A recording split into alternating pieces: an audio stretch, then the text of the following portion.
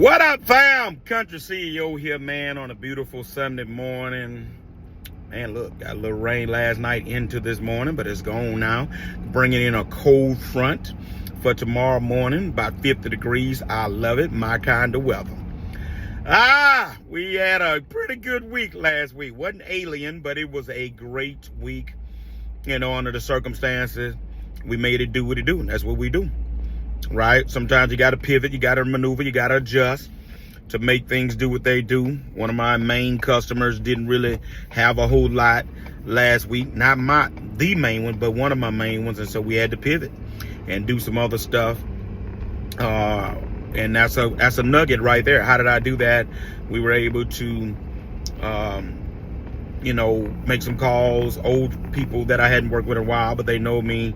And that's a nugget right there, man. When it gets slow with your main people, go back and make phone calls to people that you used to work with that you hadn't worked with in a long time. You might say to yourself, well, they probably ain't doing that. No, don't tell yourself that. Call them. You just never know. And so sometimes you have one of those weeks where you have to do that. And so this week coming up looks very good. We're starting out tonight with all 11. And right now, tomorrow, though, I don't have but 6 scheduled so far, but I'm still waiting to hear from 2 customers.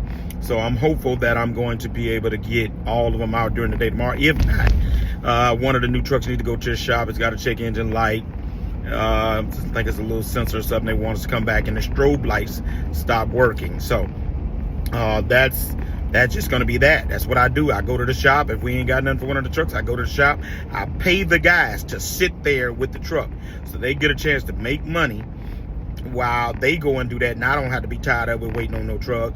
Got to go back and forth and all this kind of stuff. Pick them up, drop them off, all that. No, you go there and just sit with the truck, bring your snacks, and I'm going to pay you to sit there and wait on them to get it fixed. So that's how we do that. All right, but man, look, heading into my real investment and business that is the reason for all other things that I do, and that's God's business. Headed into the church this morning. We're talking today about the benefits of knowing who you are. 1 John chapter 3 verses 1 through 10, right? And in that text, John is seeking to tell the saints that you are now children of God, and as a result of being children of God, you ought to conduct yourself this way. You have an identity now.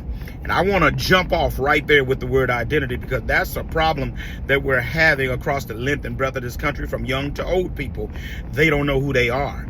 See, when you know who you are, then your conduct ought to match who you identify with, right? Obviously, I am a child of the King.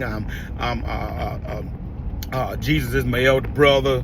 God is my father. I've accepted Jesus Christ, my Lord and Savior, believing that he died for my sins, right? So I'm a child of God. With that being the case, that's what I identify with. With that being the case, my conduct ought to match up with who I identify with, right? When I look at the word and works of Christ in the Gospels, the things that he did, the things that he said, helping people, those kinds of things, that's what I ought to be doing.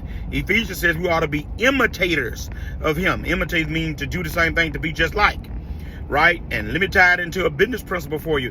This is what I believe why God has blessed me the way that he's done, is because I sow into people. I try to treat them how they treat me.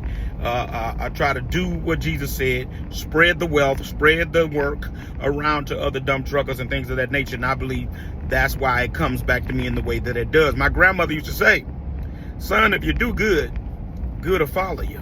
And I'm a living witness to that. But it starts with who I identify with.